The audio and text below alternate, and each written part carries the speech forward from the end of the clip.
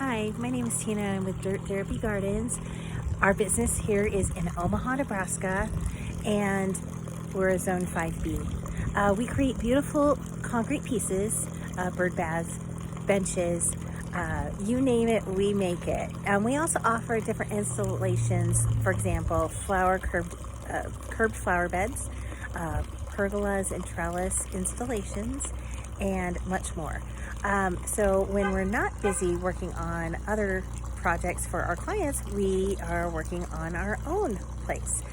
So we have gone through some severe renovations this past summer, and I just wanted to give a little bit of a tour of my gardens. I love flowers.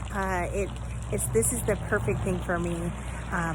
And so I wanted to try out and show you all the things that I have learned. And of course, I'm not an all-inclusive girl. I learn as I go as well. But I'm just hoping that some of the things that I can show you and show you all the struggles that we went through with some of these larger projects, it might make it a little easier for you. So here, I want to start in our garden tour in the front. Sorry about the light, but this is our front flower bed. I wanted to go for a bit of a cottagey look, simply because our house is a ranch style house made in the 1950s, and so I want to try to keep it kind of original to the house, make it kind of feel like that that vibe. So the first thing is it is shaded under our locust tree, and it's a southern exposure. So what's really nice is we can get away with putting in some shade tolerant plants, also with some sun. So we've got things like Clematis here, which is already done for the season. We've got some heucheras down here, and we have some veronica that are still blooming, but getting ready to be done. But we have what's called hyssop. It's in the mint family, and of course the bees absolutely love it. This is one of my favorite reasons of having it. And I just never expected it to get so tall. It is, the tallest bloom there is about as tall as I am, and I'm 5'3". So I am just amazed at how big these plants have gotten, especially when it said only 36 inches tall. I'm just amazed. So we have some yarrow down here. It's a pretty pink color. And then we have the coneflower, the Echinacea here. And it's kind of flopping over, pretty much done. We got this fountain, this pump at an antique store when we were antiquing with some friends, and my husband turned it into a water feature, which I absolutely love. I feel like it fits in perfectly in this area. We have some very large hostas that have been established for quite some time, and I had another hyssop there where the skull is. However, I had to relocate it because it was flopping like that one, like the one over here, but it was flopping into the sidewalk where people were walking. So I needed to relocate it. I still haven't decided what I'm going to put there, but I'm definitely going to put something that can handle the environment up here and not to overshade the hostas, because eventually I want them to kind of just fill in and get bigger and have that flop effect. So I'm not planning on planting anything this season yet, but next year. And then I will also do something with that tub, and either plant it up, relocate it, do something with it. I just don't know what I'm going to do yet. And then I will probably be giving the little we have like a little patio here, and it's not very big. It's more of a length, long rather than wide.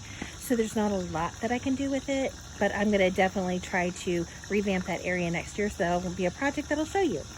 Another project that we have worked on this season was building this curved flower bed around our front locust tree. We planted some shade-loving plants, hostas, heucheras, some hydrangeas, some of the City Line, I believe, is the by Proven Winners, and then Carax and some other plants. and I leave them alone. They get their water. Right now they're not looking the best, but I don't want to do anything with these baskets because the baskets attract the hummingbirds. And so I just go up there, water them, and leave them alone. I don't want to do too much trimming on those baskets, but those are the Coral Bells, I believe that's the name of them. But they are a proven winners brand, and they just absolutely love them. I can't believe I've never seen hummingbirds out here in the front yard before, but we've been catching them come to these two baskets, so I just want to leave them alone. And unfortunately, even with a lot of land, we have an acre of land, we still have neighbors right there, and not really any privacy because we're living on a hill. But so you are going to hear, you're going to hear traffic noise, you're going to hear mowers, you're going to hear the cicadas. There's just no getting around all of this noise. As you can see, they're getting louder and louder as they come closer. But so this is the extension of the flower bed in the front. So I'm going to kind of pan over so you can just see. This is the fountain we were just at, and then this one I wanted to have it curved as well. So this is the other flower bed. This one has been around longer. It's more established. The one thing that is new is I planted a buckthorn last year. It's doing okay. I really wish it was filling in more, but it will over time.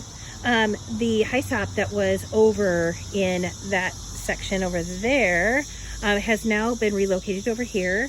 It feels a little bit more appropriate, just because we've got a stone here in the front, and it feels like it kind of spill over and not impact the sidewalk, because we're not going to walk straight there because that's where we keep our hose.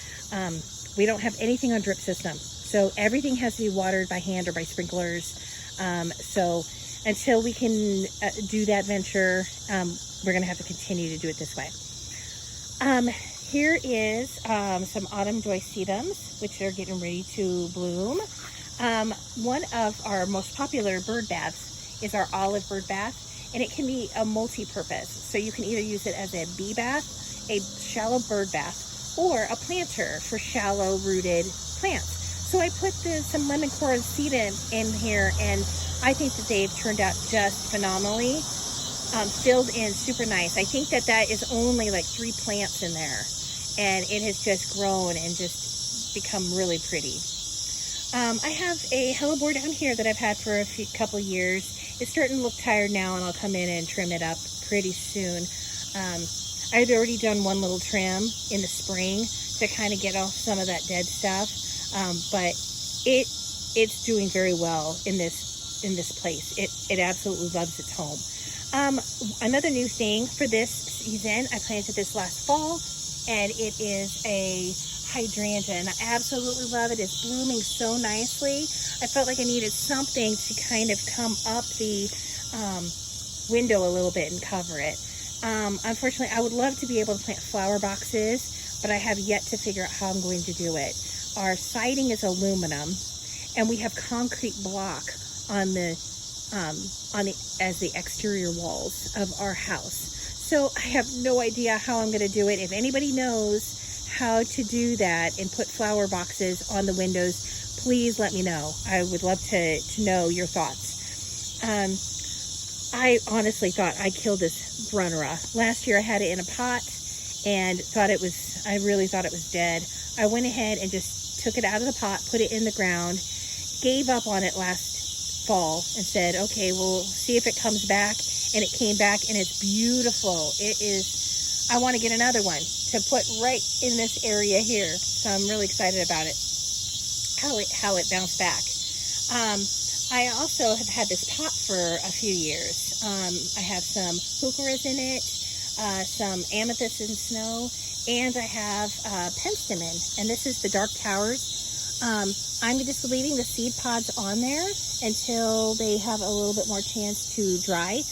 Some of them I'll let reseed itself inside here, and then some of them I'll take in, put them in an envelope in the refrigerator and keep them in there until February when I can soak them and start germinating. Oh my goodness. The cicadas are really, really loud. I have another, I have a Bobo hydrangea there, and eventually I'm hoping that it'll kind of like, I'll be moving it out. But for right now, I just got it kind of filling in a space back there next to my hostas. And usually I don't like the blooms on the hostas because I think they just look dirty after just a couple days. But these look beautiful, so I'm just leaving them on for a little bit longer. And next year I will be taking out this rose. It's a climbing rose. It has these fuchsia colored flowers on it, but it's unfortunate it has not bloomed for a couple years. So I think I'm just going to take it all out and start fresh with something else here. I don't know if I'll put roses there.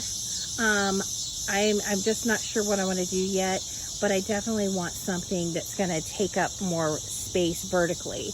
So it may not be that, it might be maybe a thin type of tree that will go there. This is the first year that I've actually put a type of boxwood. This one is kind of the ball shaped, and this is the first time I've ever had it in a pot. So it's done very well. It likes its home. I did have pansies planted in this section here in the spring, but I tore them out. They were starting to look really tired, and I just had no time to be able to put more flowers in there that would be summer. Sorry guys. Suburb life is unfortunate. I was going to come put some summer loving stuff in there, but unfortunately we had so many other projects going on that it kind of became kind of on the back burner of it, because I will show you in just a few minutes what we were working on. So I've got a beautiful heucherella here that's still blooming. I just love it. We're going to move this trellis more parallel to the pergola, because we want to create a entrance into our backyard. And right now people can see where they need to go, but it's overgrown, and I want to change the course a little bit. So, but I absolutely love this angle to look into the backyard. So another project that we did this spring was our pergola. It was we cut the boards, we stained it, we did everything ourselves. That is one of the things that we offer, is installation of pergolas. We got some grapevines that to grow up, and they're doing very well. Got to grab that one and train it up a little bit more. This one died. It was a bare root and it just didn't make it. So we'll get another one next year. We also planted a row of Brandon cedars. They get 12 to 15 feet tall, 3 to 5 feet wide. And unfortunately, one of them got smushed by tree damage. Our neighbor's tree branch fell in the storm and crushed it. So I'll clean it up later in the fall when it's ready. So we've got a lot of shade loving items here, from hostas to heucheras. I have another hydrangea here that it's first year. I just planted it this spring, so it's not quite ready. And we have the summer love clematis that are climbing up. I can't wait to see it when it's all filled. And then we've got some different things like irises, another bobo here, and then the endless summer here. And then I planted a dark, like almost like a midnight colored hellebore here. Eventually I like to cover this whole thing up because I don't like to see the ventilations, but you know, we all have that problem. So here is the grapevines. Oh my gosh, I love this tiger eye. It just is gorgeous, and it's really starting to kind of flow over and create a shade garden under there. So I can't wait to where I can plant a little bit more. I'm gonna take the 9 bark, move it over, take this feature, and I'm gonna put it out into the other landscape. And I'll just leave this pot here because this is one of this is a very, very heavy pot, so I'm just gonna leave that there. My husband is not only talented with all of his garden installations, but he's also a wonderful artist. That is really his passion. So he painted this planter for me is terracotta, and he painted those hummingbirds on there because he knows how much I love them. So here we go. Here is a geranium planter, and I just put some little flowers in here. But this is what we've been working on. This is the project that we've been working on since May 18th. Our horrible old retaining wall was still there. I took a picture on May 18th, and here it is today. So needless to say, we have been busy. We have been busy so much that we ran into so many challenges with excessive heat in early June, which right after this wall was done, it started going from up to 90 to 100s, which is abnormal for our area. And then we had like a terrible clay soil. So it was, every time it would rain or you would water something, it would just, your foot would sink in it. It was awful. So we really worked on getting the flower beds amended, getting the pathway done. We got a curb that goes all the way to hold in the mulch and keep the rocks in the mulch separate, and created just an oasis for ourselves back here. I have a lot of different plants. I can't go through all of them in this